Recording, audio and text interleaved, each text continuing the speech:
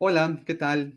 Soy Edgar Arenas de Rankia, México, y en este nuevo episodio del podcast Invirtiendo y Entendiendo, para mí es un gusto poder platicar con nuestra queridísima Elo Cadenas, a quien tengo aquí de invitada y quien es una autoridad en materia cripto en México, fundadora de Pexo, una stablecoin que vaya que ha causado furor aquí en el ámbito de criptodivisas en el país.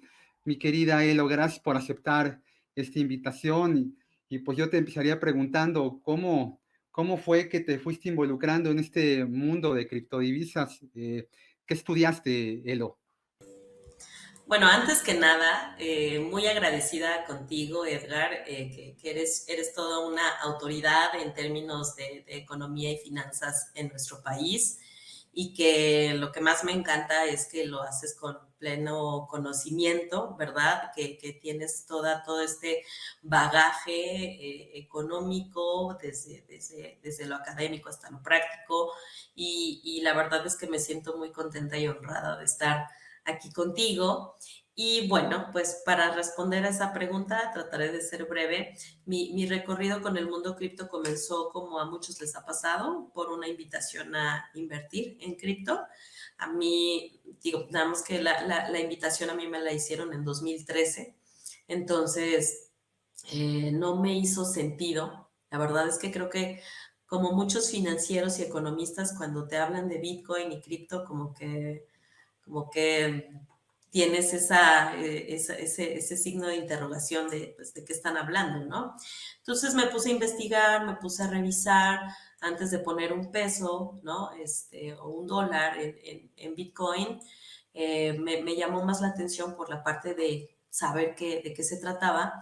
Y así fue como comencé. Posteriormente, bueno, yo ya en esas fechas ya estaba terminando, ya más bien ya había terminado los créditos y bueno, toda la parte académica de la maestría y yo quería hacer un doctorado.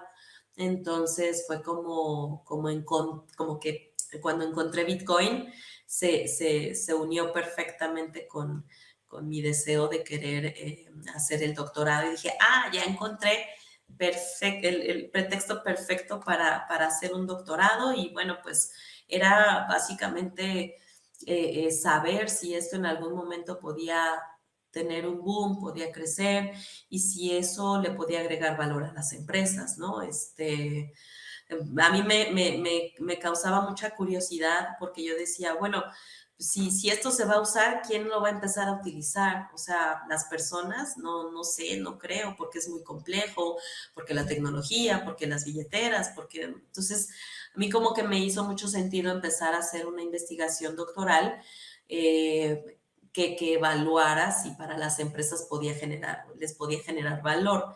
Pero para generar valor, pues ya en términos económicos y financieros, y tú mejor que nadie lo sabes, necesitas conocer el impacto en los flujos de efectivo. Entonces, bueno, ya me adelanté mucho, pero fue así como yo empecé y lo que me motivó a hacer un doctorado específicamente en el tema de criptoactivos. ¿Qué carrera estudiaste? Yo soy ingeniera mecánica eléctrica de la licenciatura. La maestría la hice en ingeniería, así, de la UNAM es maestría en ingeniería y no hay más. Pero digamos que la línea que escogí fue el control estadístico de procesos, fue mucha estadística, y el doctorado también es doctorado en ingeniería. Pero la línea fue por el lado de la optimación financiera, de la planeación, y bueno, pues está atado con la ingeniería financiera. Existe la impresión de que para entender el mundo cripto hay que ser muy diestro en el manejo de las matemáticas. ¿Es cierto? ¿Es una parte que se puede desmitificar o es correcto? Pues mira, es como todo, ¿no? O sea, a ver, para aprender economía necesitas conocer los modelos de, no sé, la fórmula de Black-Scholes o necesitas conocer los modelos, no sé, autorregresivos heterocedásticos. Pues uno puede decir, oye, si me hablas de eso, pues no quiero aprender economía o econometría, ¿no? Muchas gracias.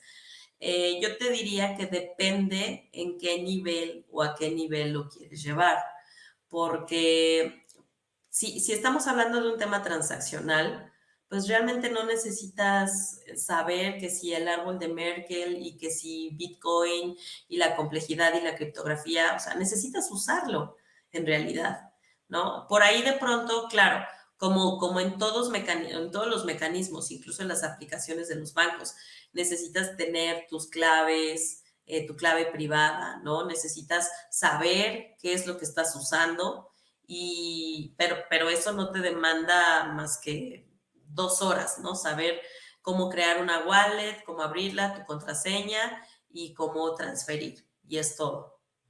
Sí, me hace mucho sentido lo que comentas porque en términos generales la gente profundiza muy poco en la gestión de su dinero fiat, ¿no? O sea, todo el mundo ha desarrollado de forma ya muy intuitiva la gestión de su dinero a través del papel moneda, porque bueno, tenemos ya un poquito más de 400 años utilizándolo desde que John Law lo inventó en Francia, y el hecho de que llegue de forma disruptiva un nuevo mecanismo transaccional crea muchas inquietudes. Y ahí a veces estamos reparando mucho en tratar de entender cómo funcionan las criptodivisas, pero tal vez no estamos entendiendo el por qué nacieron las criptodivisas, ¿no? ¿Dónde empezaría para ti este punto de inflexión que para los economistas, para la gente que tenemos dedicándonos en el mercado de valores mucho tiempo, tenemos un punto de referencia, Elo, que fue la crisis hipotecaria subprime en el 2008? Ahí los bancos centrales en el mundo pues evidencian muchas deficiencias, y entonces, bueno, pues empezamos a escuchar al poco tiempo, ¿no? De esta, bueno, es un desarrollo revolucionario, eh, muy disruptivo, que hablaba de descentralizar, de dejar de utilizar a los bancos centrales que nos habían metido en un aprieto muy grandote, del cual hoy todavía hay remanentes, ¿no?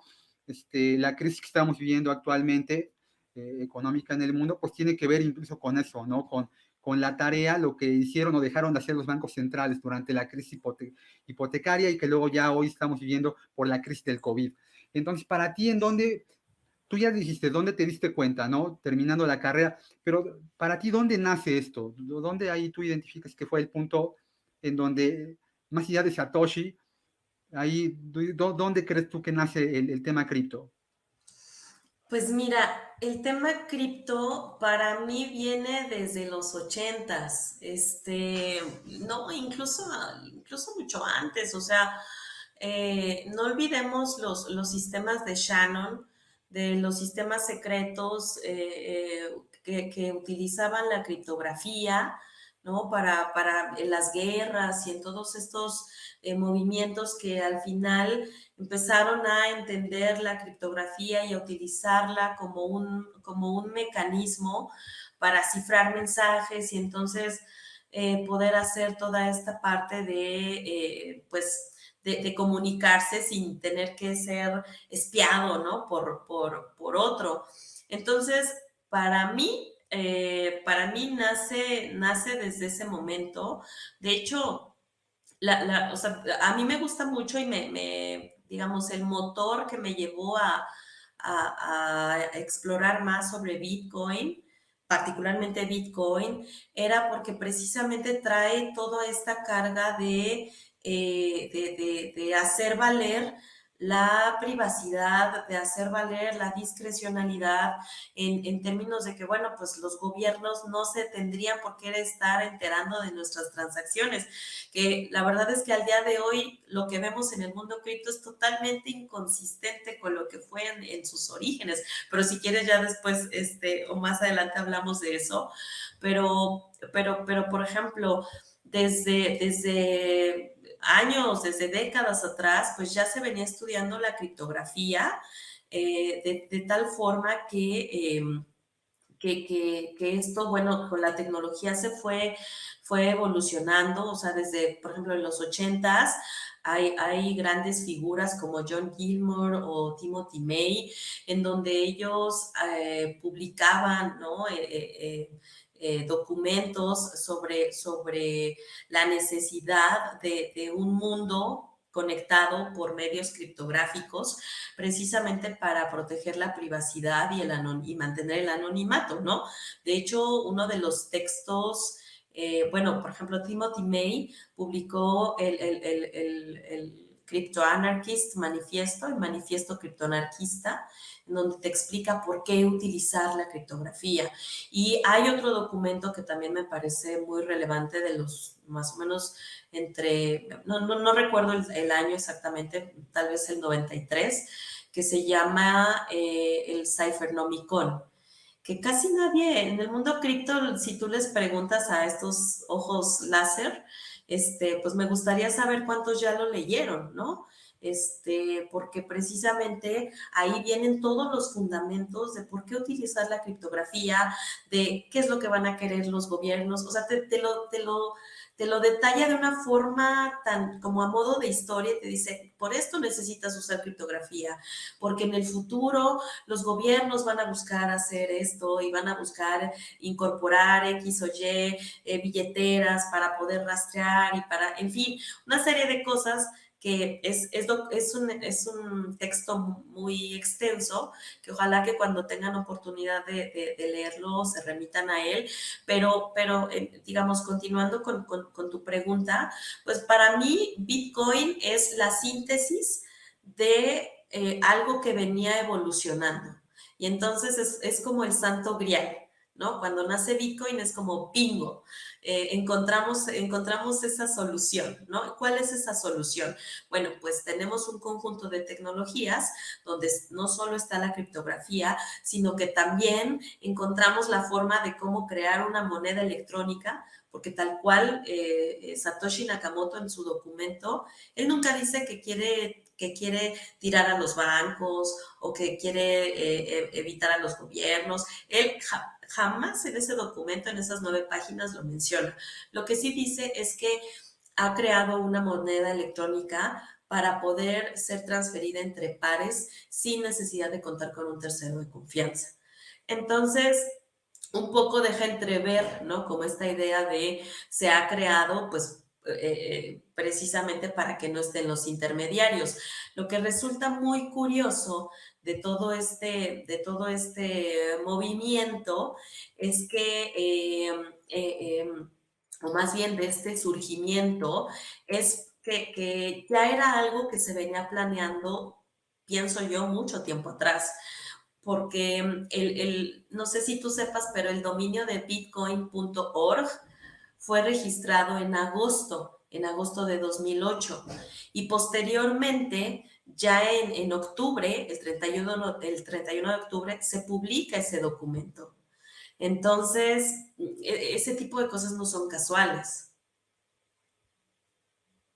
Claro, claro. Sí, sí. Ahorita que platicabas de esto de la criptografía, se me venía a la cabeza esta película, El Código Enigma. A lo mejor te acuerdas de ella, Alan Turing, ¿no? Este fantástico desarrollador, muy intuitivo, porque aunque él era fantástico en su actividad, pues todo estaban haciendo, ¿no? Y ayudó a salvar muchísimas vidas durante la Segunda Guerra Mundial. Y luego todo esto va evolucionando.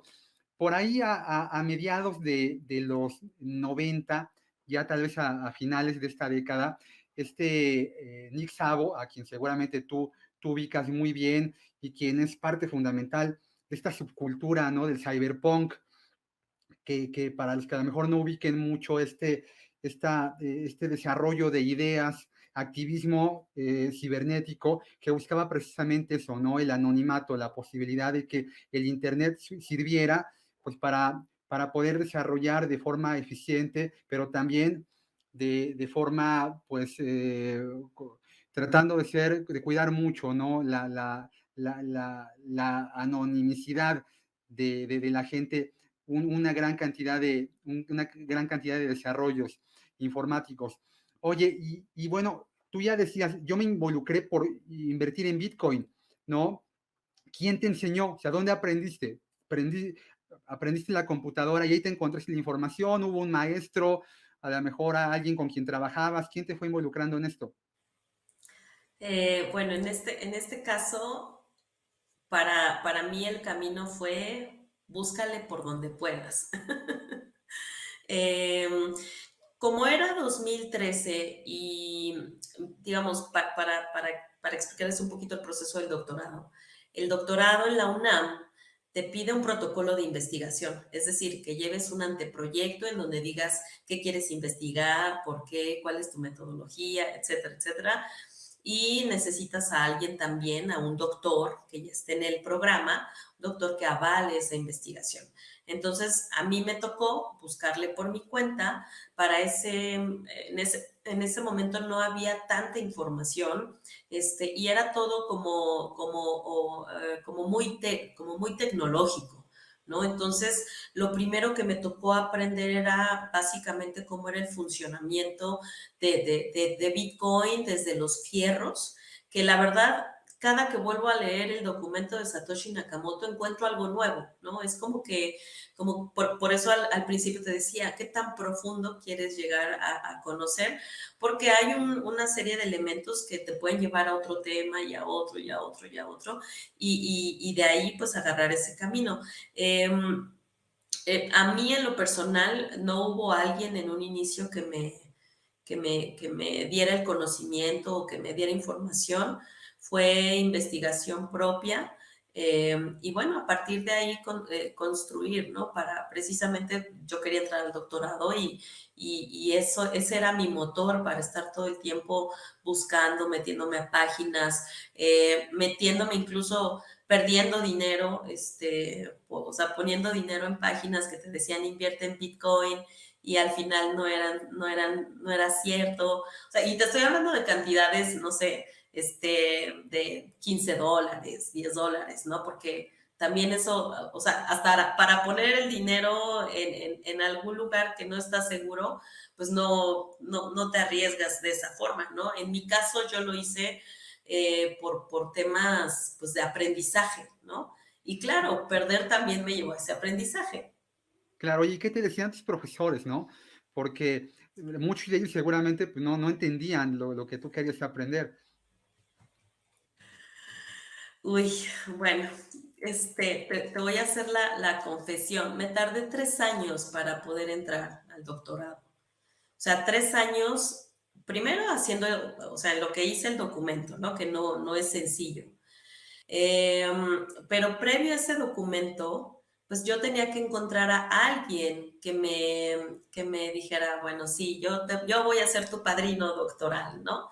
Y cuando yo tocaba las puertas, yo estuve yendo a la facultad de economía, a la facultad de contaduría. Ahí te voy a platicar mis anécdotas de que me rechazaron un montón de veces.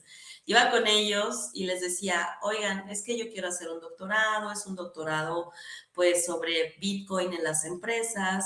Bitcoin es una moneda electrónica y me interesaría pues saber cómo impacta o cómo va a impactar en las empresas. Y entonces me decían, no, la verdad yo no sé el tema, ve y busca en otro lado. Bueno, entonces ahí sacaba cita con otro doctor, a ver que me atendiera, etcétera. Oiga, doctor, y así. Y estuve con muchos, la verdad es que fueron muchos. Iba, tocaba la puerta y me decían, no conozco el tema, no conozco el tema, no conozco el tema. Incluso a la Facultad de Contaduría en alguna ocasión mandé un artículo de investigación para intentar exponerlo en el Congreso y pues me dijeron, pues este tema no es relevante, muchas gracias, pero pues aquí no. Entonces, entonces la verdad es que no me iba tan bien y en eso se me fue otro año. La verdad es que se me fue otro año. Cuando ya en la Facultad de Ingeniería encontré a la doctora que ella dijo, bueno, yo tampoco conozco el tema, pero veo que tienes muchas ganas, entonces pues vamos a darle y vamos a investigar, porque para eso es un doctorado, para investigar. No vas a entrar ya con una investigación hecha, ¿no? Entonces, ella me aceptó, me dijo, vas a tener que trabajar muy duro, vas a tener que investigar muchísimo, y bueno, pues vamos a darle. Me postulé, Fueron, bueno, incluyendo con los sinodales, fueron 5 exámenes los que tuve que realizar para poder ingresar. Y en ese primer año, que fue en 2016, cuando yo me postulé y tuve que presentar mi documento, mi anteproyecto de investigación con los 3 doctores que me correspondía, fue muy chistoso porque, bueno, pues obviamente uno va y nunca te van a decir, hey, sí, bravo, magnífico, ¿no? Es la investigación que todo México estaba esperando. Pues no, siempre te hacen observaciones. Y el primero, pues me dijo, mira, te falta esto, política monetaria. El segundo, igual, ¿no? Recomendaciones. El tercero, el tercer doctor que estaba ahí, que por cierto, no sé si siga, pero estaba en Banco de México, ese doctor, me acuerdo mucho que me dijo, mira, yo te voy a decir la verdad, este documento no tiene ni pies ni cabeza. Tomó mi documento y lo aventó. Me dijo, nada de lo que dices aquí es cierto. Estás hablando de minería, que minería de Bitcoin. Tú no tienes idea de lo que es la minería. Tú no sabes nada de minería. Y la verdad es que venir aquí a escuchar esto es una pérdida de tiempo. Porque aquí en la UNAM y en este posgrado hacemos investigaciones de verdad. Nosotros no, pues este tipo de proyectos que la verdad es que yo trabajo en el Banco de México, yo trabajo con la industria privada, voy, vengo, veo proyectos y pues esto no hace sentido. Si tú vas y presentas esto con otras universidades o en otros lugares, por favor no digas que eres de la UNAM. Esto no sirve. Esto no hace sentido. Búscate un tema que sea interesante y que sea relevante, un tema de frontera, y pues te postulas, te vuelves a postular, pero no, la verdad es que esto está muy mal. ¿De qué Entonces, año hablamos? eso fue en 2016. Eso fue en 2016 y bueno, pues no hubo, no, digo, fue crónica de una muerte anunciada porque pues no me dejaron entrar ese año al doctorado. Y nada, pues la verdad es que lo más curioso de eso es que en esa ocasión, como yo no iba a poder anotar nada de de las observaciones que me iban a hacer, yo dije, bueno, pues pienso que lo ideal será que yo grabe la sesión de mi presentación. Y entonces todo esto que te estoy platicando, ahí quedó. Qué buena anécdota. Oye, pero eso no sirvió para desilusionarte, todo lo contrario, ¿no? Fue un motivador para seguir adelante. De ahí, ¿qué pasa? ¿Concluyes el doctorado con el tema? ¿Cambias el tema? No, la verdad es que yo, o sea, después de ese acontecimiento yo seguí y hablé con mi tutora y bueno, pues obviamente la decisión fue volver a intentarlo, pero al final yo tenía la decisión y la convicción de que si no era ese tema el que yo iba a investigar, yo no iba a hacer un doctorado, porque no era un doctorado por hacer, quiero hacer investigación sobre este tema. Y si no es este tema, no hace sentido.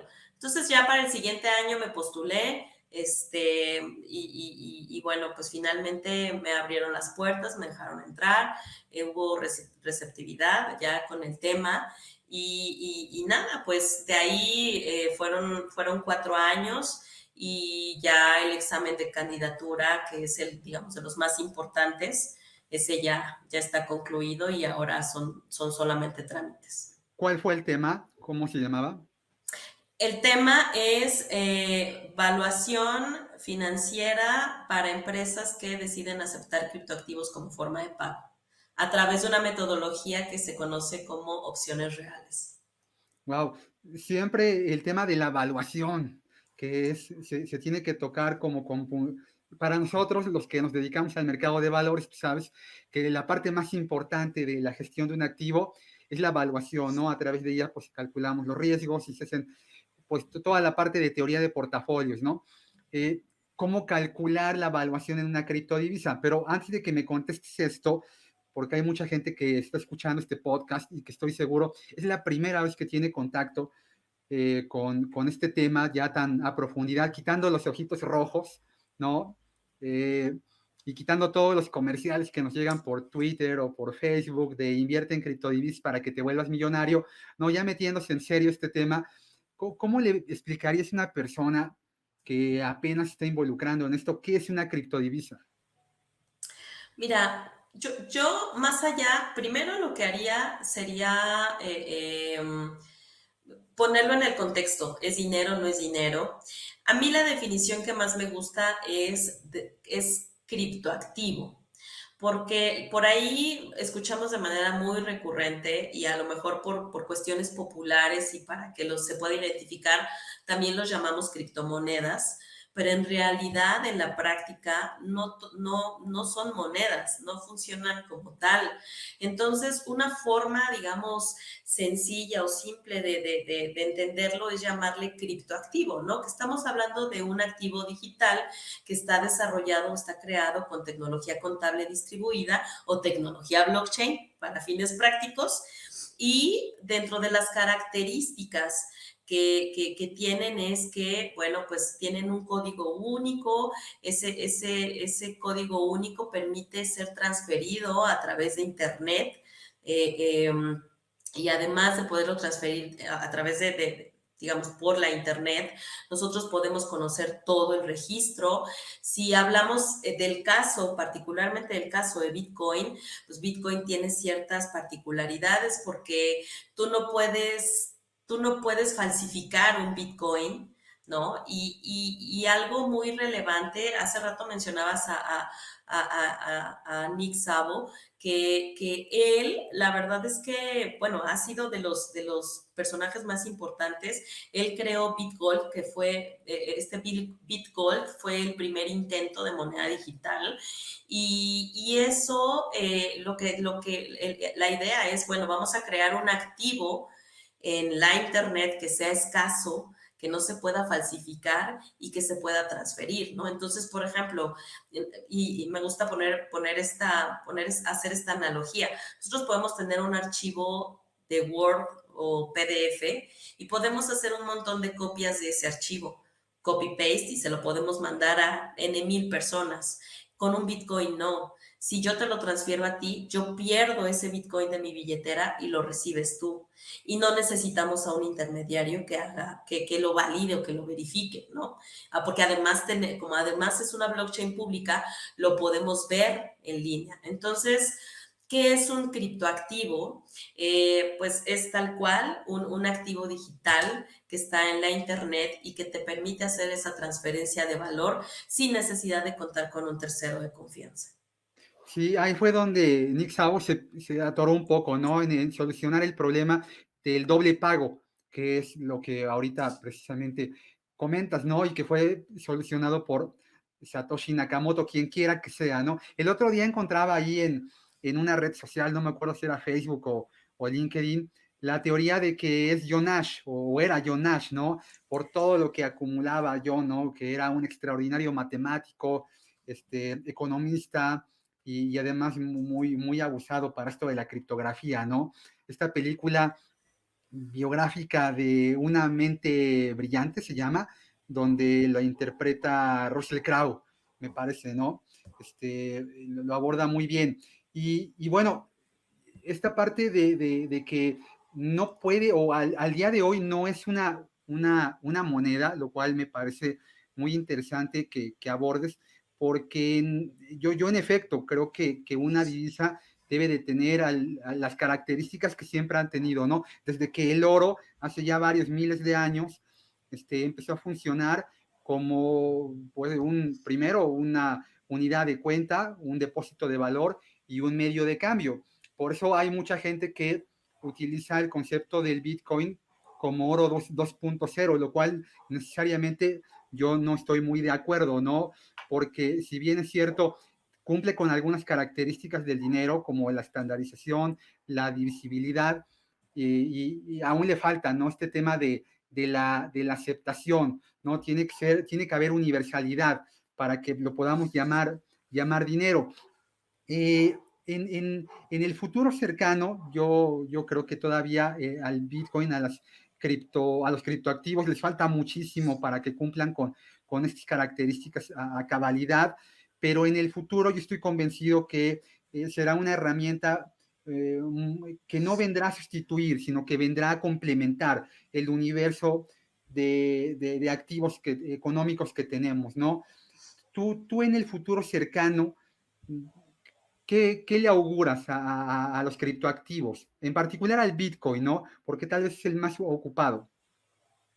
Mira, creo que es interesante porque por ahí o sea, preguntarnos si cumple o no con las funciones del dinero, o sea, Bitcoin, si cumple o no con las funciones del dinero, a mí me parece que sí, parcialmente, ¿no? O sea, depósito de cuenta, bueno, depósito, unidad de cuenta, medio de intercambio.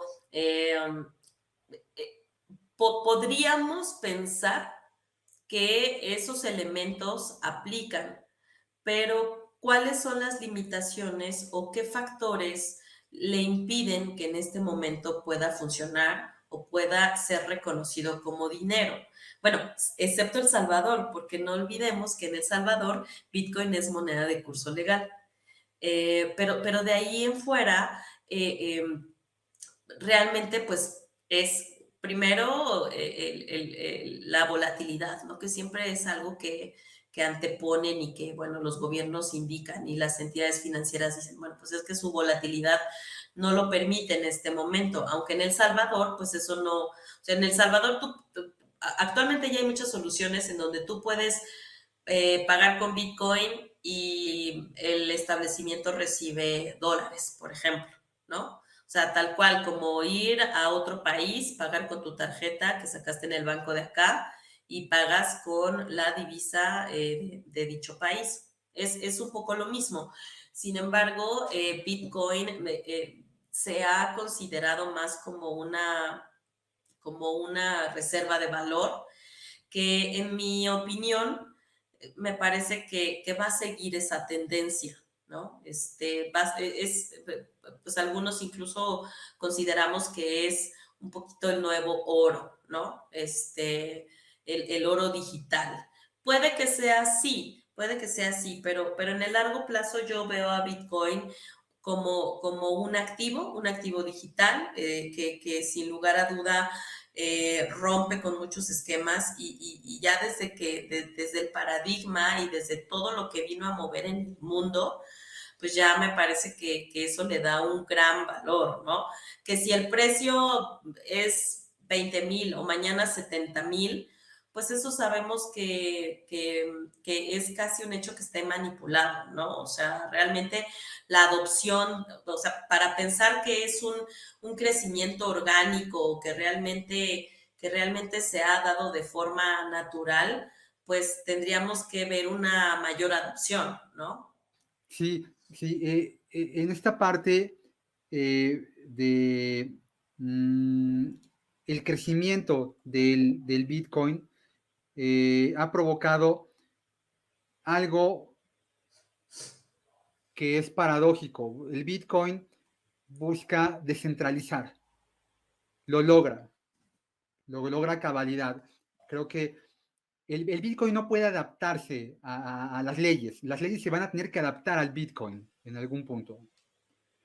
Pero la descentralización y la desconcentración son dos cosas muy diferentes, porque hoy hay una gran cantidad de bitcoins que están en manos de muy pocas personas. Esa gran escalada de concentración de este criptoactivo en una muy pequeña cantidad de personas o instituciones provocan lo que en el mercado de valores vemos como un tema de preocupación y de inquietud. O sea, una empresa que tiene el 70, el 80% de sus acciones en un solo individuo es una acción, es un valor del cual huimos, porque esa concentración provoca muchos sesgos.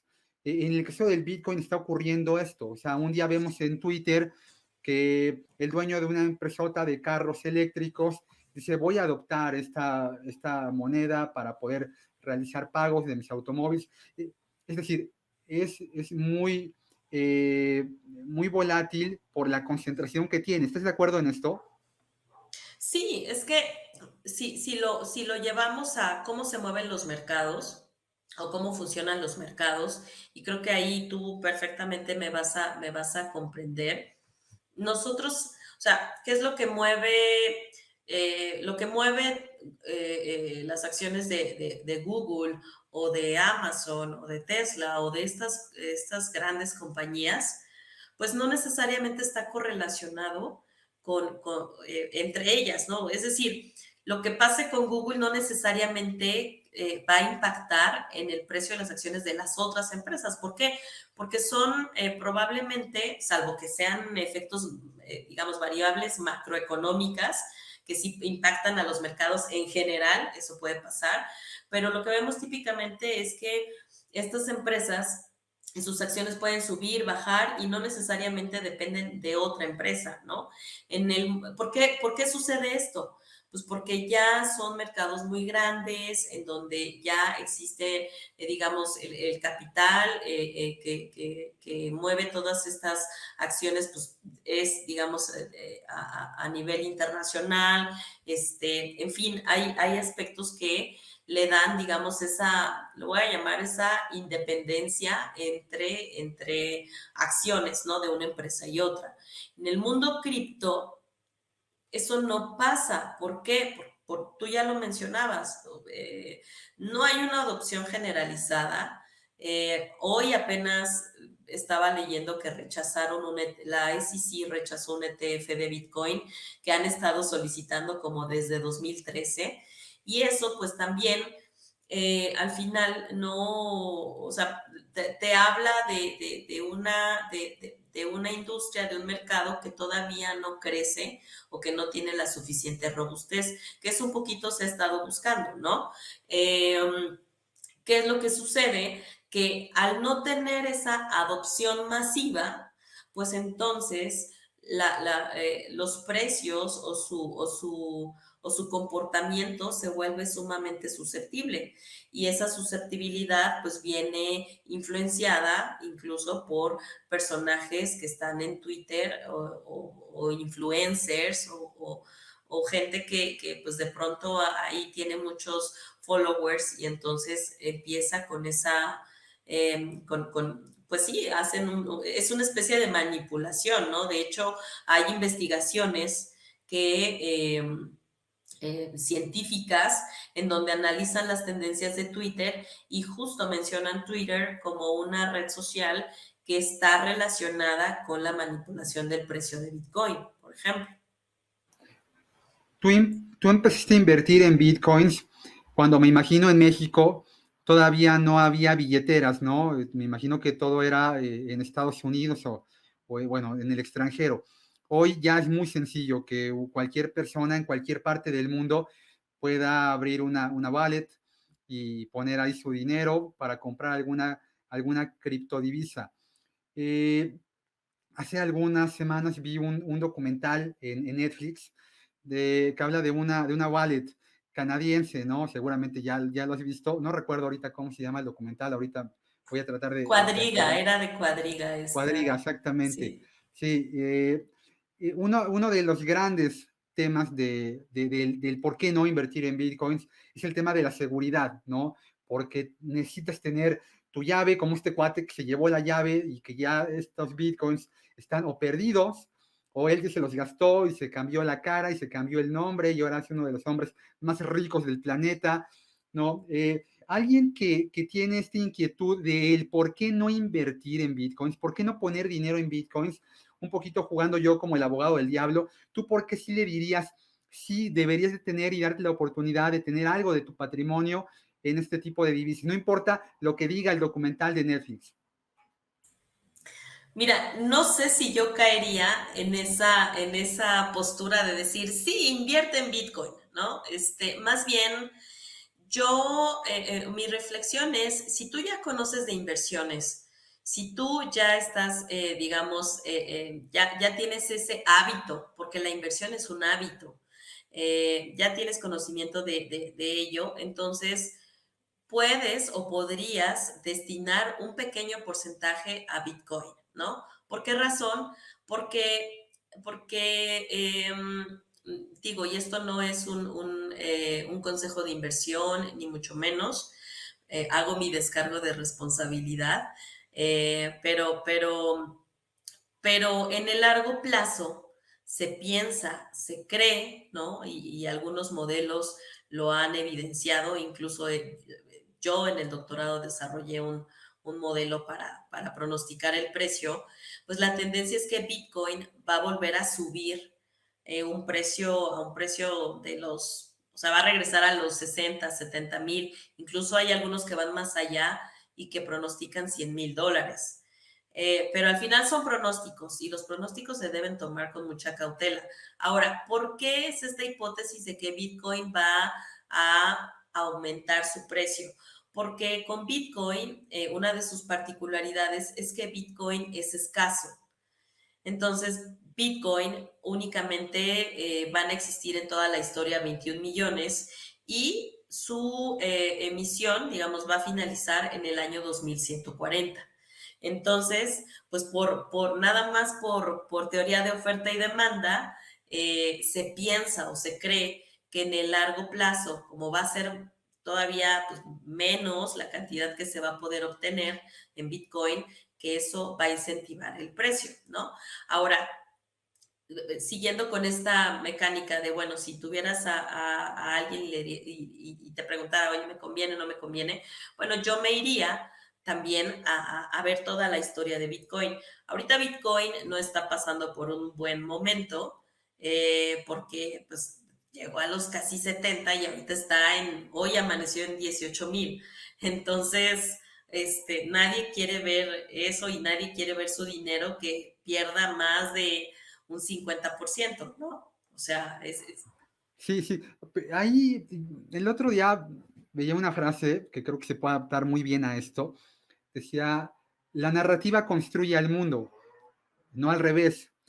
Y aquí la narrativa de los criptoactivos, del Bitcoin, en los últimos años ha sido una narrativa de YOLO, ¿no? De este concepto del YOLO investing, ¿no?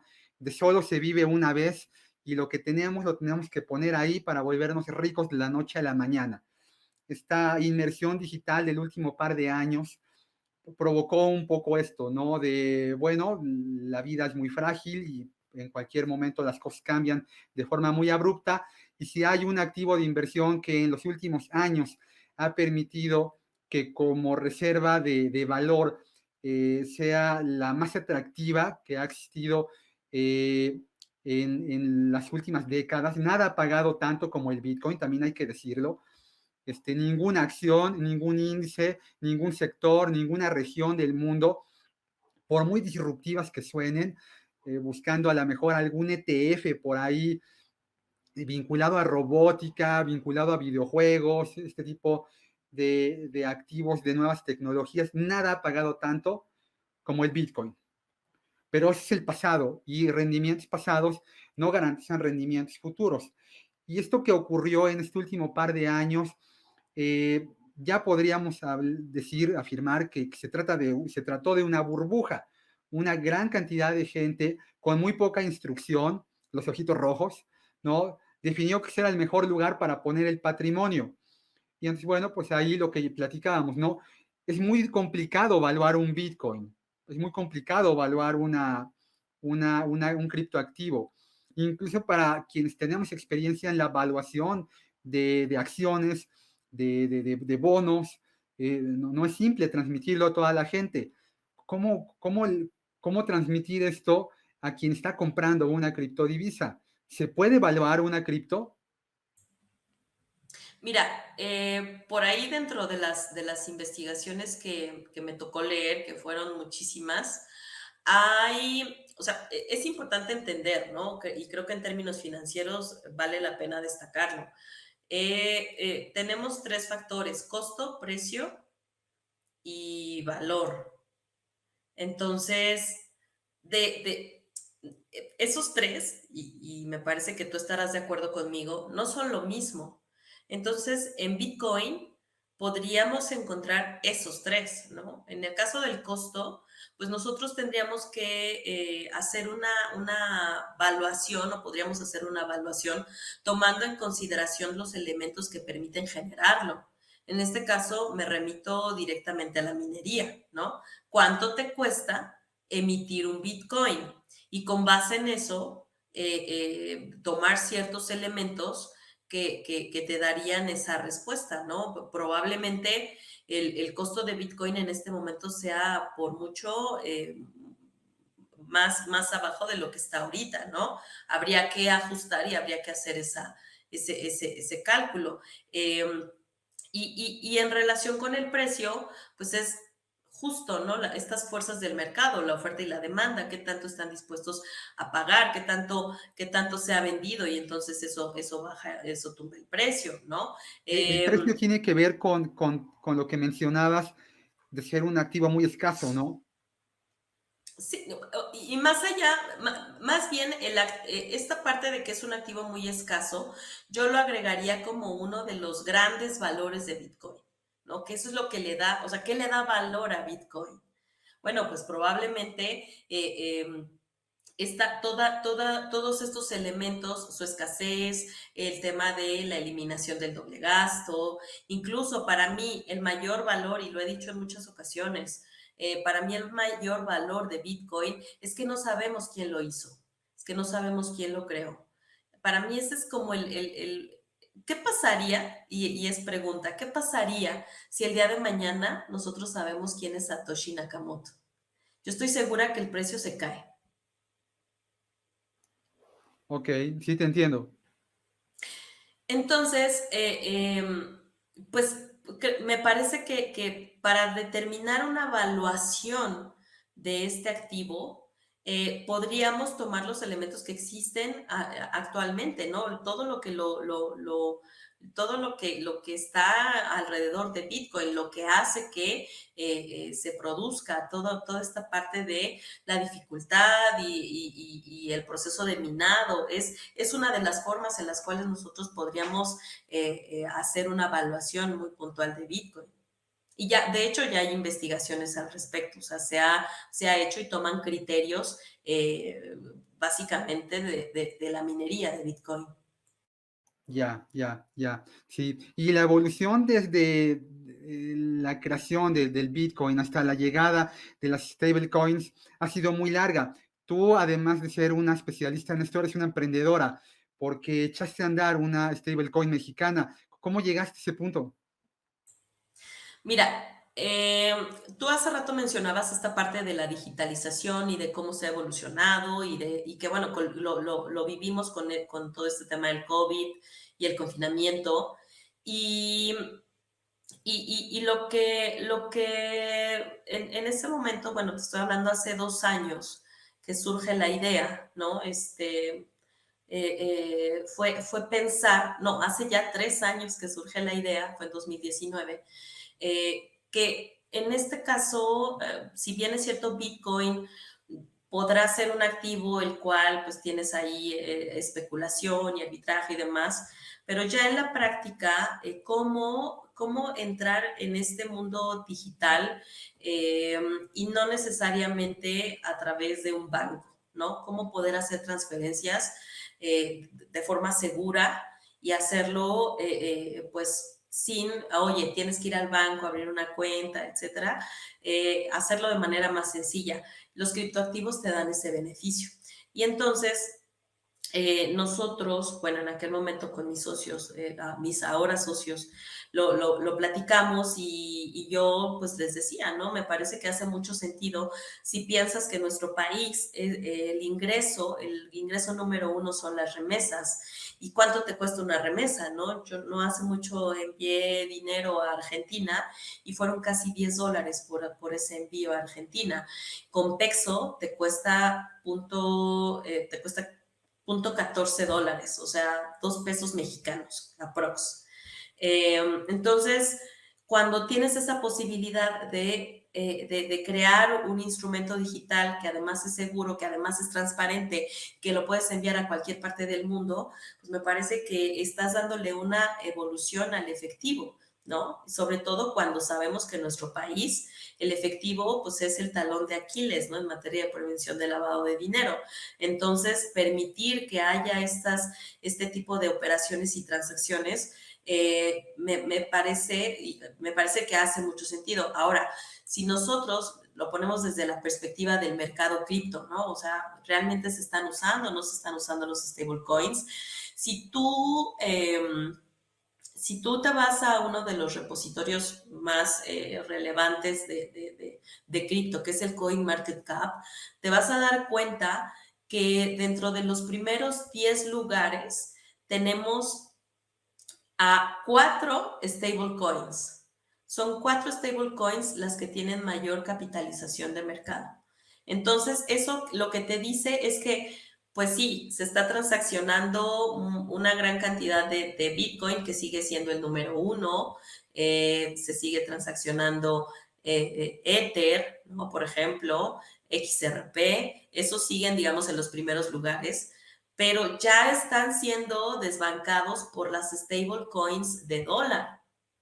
Entonces tienes un stablecoin de dólar como Tether, que tiene un volumen de capitalización de 66,000 millones de dólares, ¿no? Y tienes un stablecoin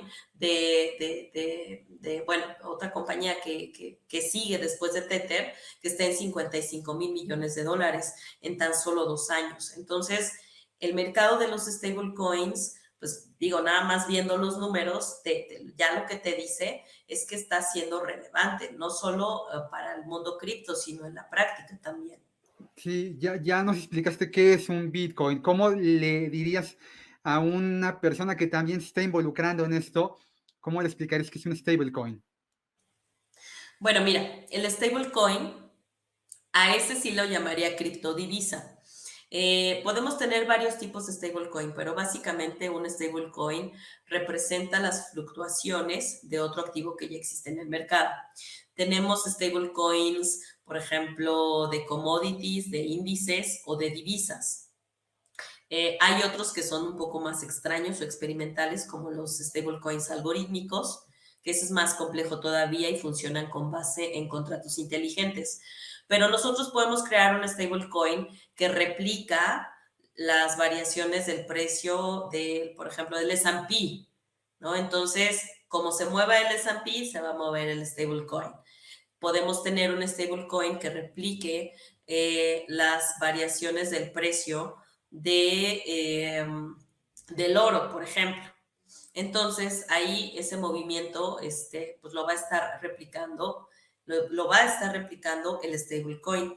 En el caso de las divisas, aquí es interesante porque es 1 a 1. Al menos eso es lo que se esperaría, ¿no? Que sea 1 a 1, porque ya hemos visto también en el mercado que por malas administraciones y malas prácticas, pues resulta que ya no tienes $1 un stablecoin, sino que tienes $1.3 de stablecoin. ¿Por qué? Porque se pierde la paridad.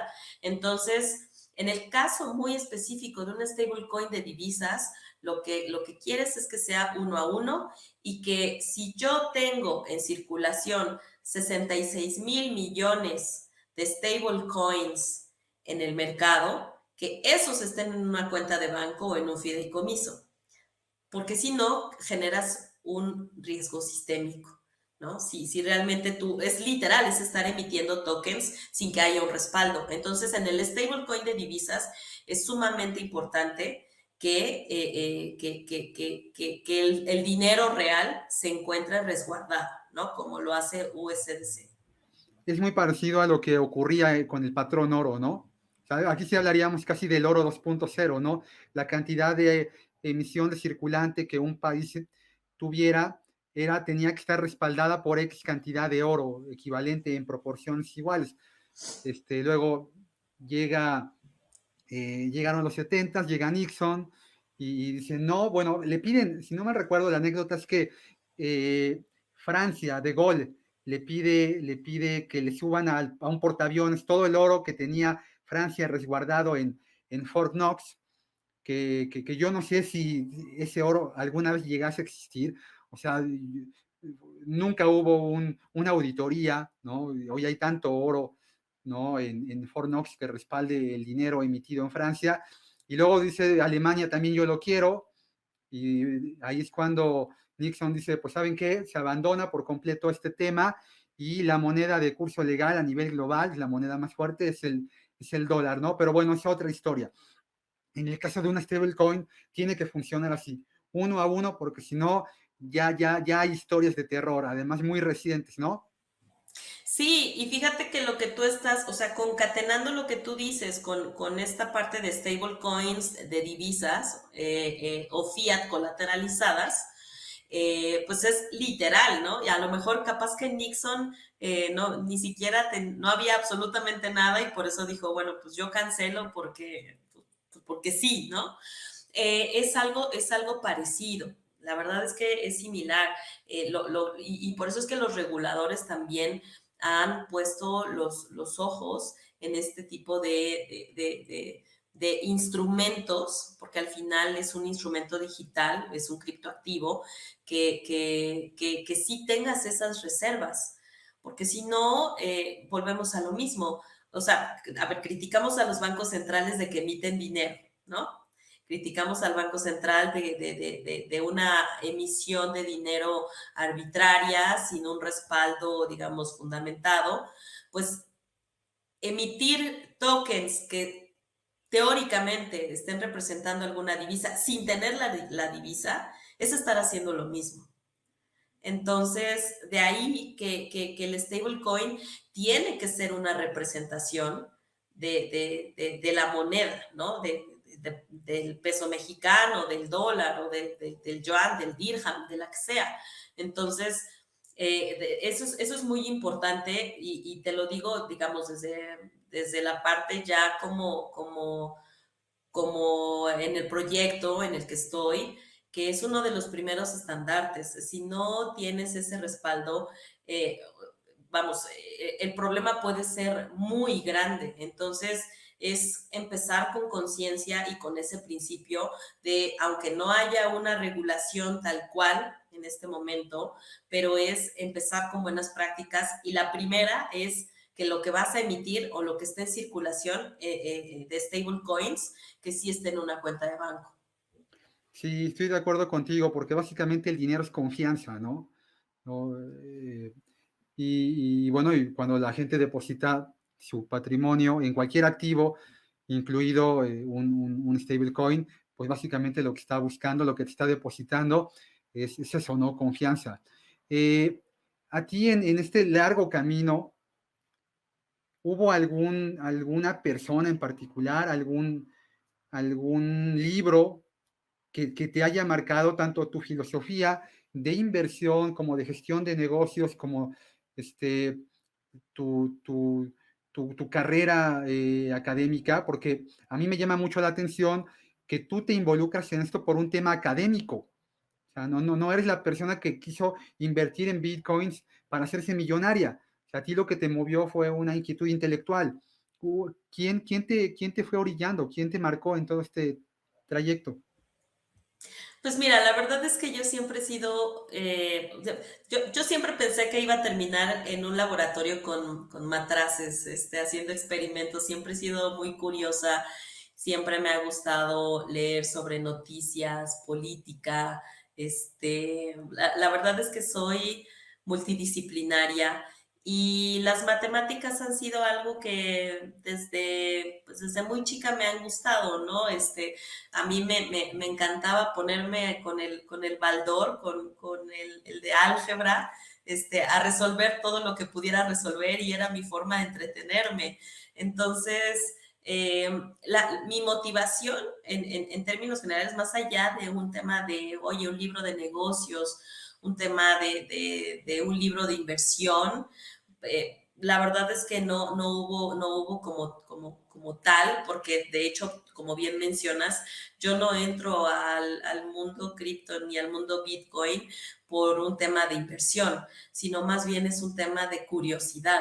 Y entonces cuando yo empecé a ver todo este misterio que envolvía Bitcoin, pues eso motivó e incentivó mi parte curiosa y de investigación. Entonces ese fue el motor.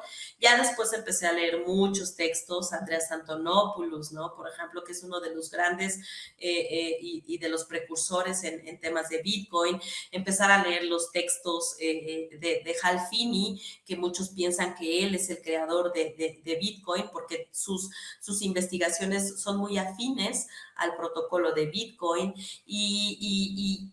Por ejemplo, hay datos, tú mencionabas hace un momento que un posible creador de Bitcoin, yo lo voy a poner así, me enganché, lo digo en términos muy coloquiales, me apasioné mucho de una hipótesis que me puse ahí a investigar, ¿no? En este tema de estar haciendo research y de estar leyendo, que posiblemente la hipótesis de que la Agencia de Seguridad de los Estados Unidos haya sido quien creó Bitcoin, ¿no? Por ahí hay un documento que leí recién que yo entré al doctorado, un documento que se publicó por ahí del año 1996 que te decía precisamente cómo acuñar una moneda, ¿no? Y cómo utilizar la criptografía precisamente para para efectivo electrónico utilizando criptografía. Y ese proviene de la Agencia de Seguridad de los Estados Unidos. Entonces, un libro en específico que yo te pueda decir, yo más bien te diría un conjunto de una cantidad de documentos que me toca leer actualmente día a día, sigo leyendo, pero todos esos aspectos fueron mi motor. La verdad es que no fue un tema más de quiero invertir y quiero ganar y la ambición y me quiero hacer rica con Bitcoin, no, más bien fue este tema de investigar. Wow, qué apasionante. Y cuando Elo Cadenas no quiere estar resolviendo el baldor para entretenerse, ¿qué, Ya qué, no. qué, qué, qué lee, qué ve, qué le gusta? Me gusta mucho leer de política. ¿Algún libro, Sí. algo en particular? Mira, recién, no hace mucho, terminé de leer un libro que se llama ¿Quién? No cómo. Y te ayuda, bueno, digo, no tiene nada que ver con inversiones y no tiene nada que ver con esta parte de Bitcoin. Pero ahora que estoy en el mundo empresarial y que tienes que llevar una empresa y que tienes que administrar, gestionar, ir y hacer una cantidad de actividades, pues a mí me han ayudado los libros que, te ayudan a comprender cómo tener mejores prácticas, ¿no? Y cómo delegar y cómo tener una buena gestión. Antes de ese libro leí uno que se llama La Fórmula del doctor Barabasi, que él analiza, y ese se los recomiendo muchísimo porque él analiza el éxito. ¿Qué es el éxito? ¿Cómo llegas al éxito? ¿No? Y es un científico y de manera científica te da sus fundamentos de cuáles son las razones para llegar teóricamente o alcanzar teóricamente el éxito. Wow, wow, bueno, pues están ya anotadísimos. Y se fue una hora muy rápido, ¿no? Ha sido, la verdad, muy enriquecedor estar escuchando. Por último, te preguntaría, Elo, ¿dónde te pueden encontrar la gente que esté interesada en saber más de tu empresa y de ti? ¿Cuáles son tus redes o dónde pueden buscar información tuya? Pues mira, sencillo, Twitter, @elocadenas, que ya está puesto por aquí. Y también en LinkedIn, Eloisa Cadenas. Y ahí, ya sea en Twitter o en LinkedIn, soy muy activa, entonces cualquier duda o comentario, ahí me pueden encontrar. Muy bien, pues ha sido un gusto tenerte en este podcast. Creo que valdría la pena en algún punto tener esta charla 2.0 para involucrarnos más un poco en temas técnicos que a lo mejor haya gente, estoy seguro, que le habrá despertado la inquietud de involucrarse en este mundo, que es muy apasionante, que tiene un camino muy largo, ¿no? Este tema no es de volverse rico de la noche a la mañana, como cualquier cosa buena en la vida, es una carrera de resistencia y no de velocidad. Y yo te agradezco mucho, Elo, que nos hayas acompañado. No, al contrario, muchísimas gracias, Edgar. Te respeto muchísimo y de verdad que siempre aprendo de todo lo que nos transmites en redes sociales y toda mi admiración y respeto. Y muchísimas gracias también al equipo de Rankia por haberme considerado. Y pues por aquí ando, espero que no sea la última vez que me consideres. Así es. Muchas gracias, mi querida Elo. Y bueno, este ha sido un capítulo más del podcast Invirtiendo y Entendiendo. Si les ha gustado esta información, pueden darle un pulgar arriba y suscribirse a mi blog Inversionistas, información para inversionistas en formación, que está en Rankia. Soy Edgar Arenas y un gusto haber estado con ustedes.